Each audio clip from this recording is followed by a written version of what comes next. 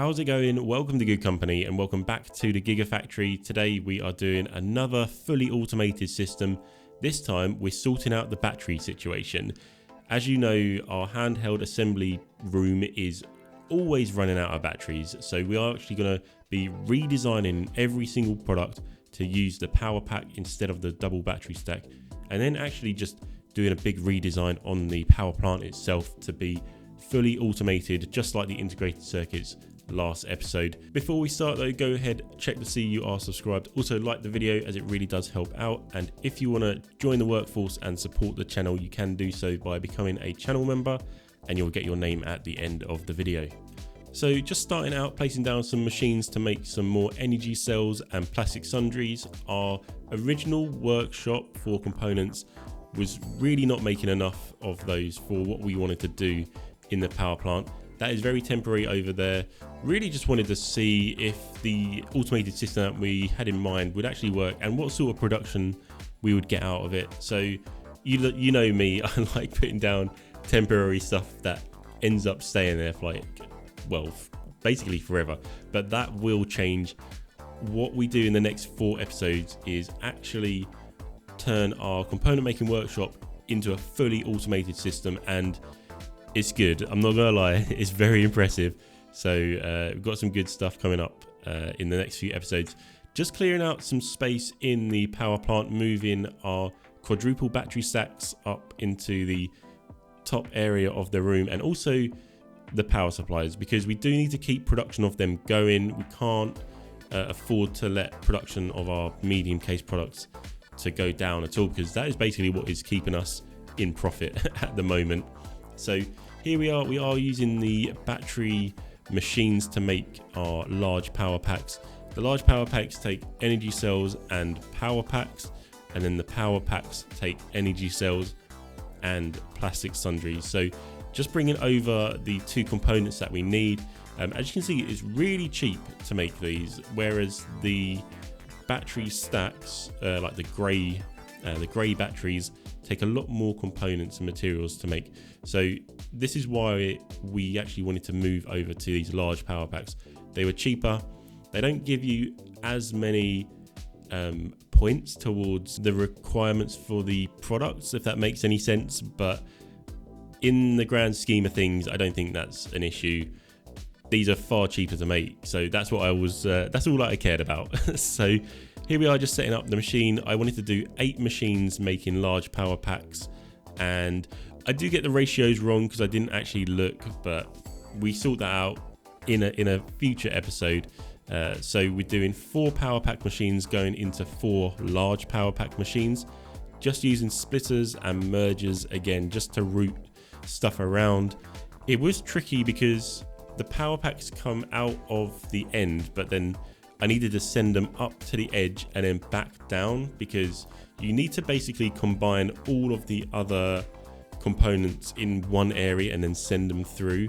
You can't just have one machine feeding directly into another. You need a way of getting everything into a second machine.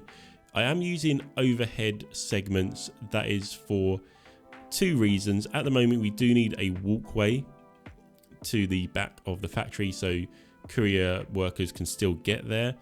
However, we do use that to route a conveyor belt through as well for the automated power supplies when we get to that in the end. So it looks a bit weird me doing that, because why can't the people just walk through? But there is a reason. There's a bigger picture here.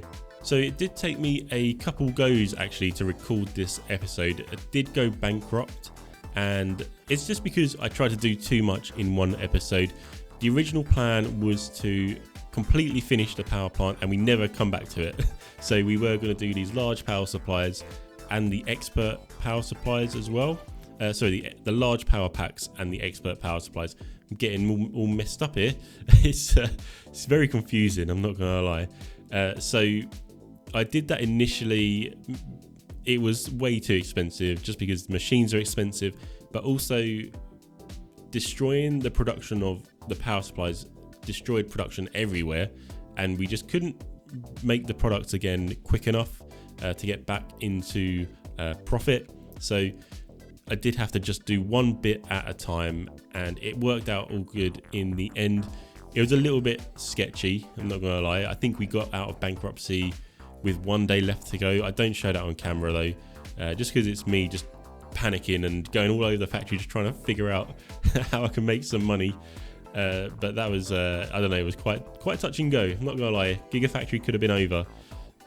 So here we are. Like I said before, I got the ratios wrong. Basically, you need double the amount of production of the power packs to supply one machine for the large power packs.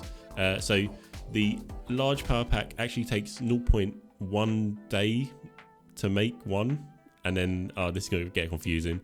Basically, you need 2 machines making large power packs for every 1 machine making a large power pack. So ideally, we need 16 machines making power packs, 8 machines making large power packs, and you can see we've run into a little bit of a problem with the ratios here because power packs aren't actually making their way over to the second bank of large power pack machines. I do think it's a problem with the conveyor belts themselves. It's not. So here I am just trying to redo all of the directions and trying to make it work, and I was thinking, why aren't they getting over? Like, why aren't the power packs just getting over? And it's purely we're just not making enough. So we do change that in the future when I figure out what is going on there. But for now, I just left it, and I was like, we need to get money coming in. So we are doing a redesign on all of the handheld products, basically just swapping out the batteries for the large power packs, not changing anything else about the design. I thought that was going to be way too hard to do. It's going to be a lot of work if we start putting new screens in, new speakers, the different type of circuit boards. All of that would have been way too much work, and this episode would have been like 10 years long, and no one could be sitting here for 10 years watching a video on YouTube. So just going over to the handheld assembly room, just making sure we are getting the batteries over using the courier route and basically just swapping over to production. I think I'm getting a little bit better at swapping over production. I know in the past we've had a lot of issues with the conveyor belts and stuff getting stuck with old products, but what I found is just make sure you clear out production first, which happened automatically this time really because we stopped production on the double battery stack. So nothing could be made anyway. So anything that was on the shelves did just flow through onto the conveyor belt and get sold. So that was all good there. I did go the extra step of just deleting some of the mergers. I don't think it was necessary, but I had an idea that if things were stuck in there, they would just clear out when we delete them, and when we put them down, the new rules would be set automatically for our new products. So I don't know if that worked or not. I really can't tell. In fact, I can't remember.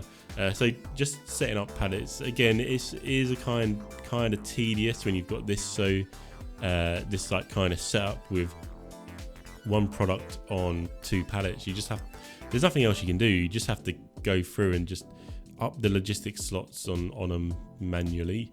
So finally got products flowing through, which is a huge relief, to be totally honest, because like I said, bankruptcy was looming over us. I don't think the handheld products make that much money, but it definitely does add up. We don't actually make the calculator, actually. That's the one thing that we don't produce in this episode, and it stays like that for a while, and that's because we redesigned it last episode, but it wasn't the right time to make it. So when we do the next redesign using the top tier modules, that's when everything is going to get basically finalized. So here it is, the power pack machine. Very happy with how it turned out. So thank you for watching. Thank you to the workforce. Stay safe, have fun. I'll see you on the next one.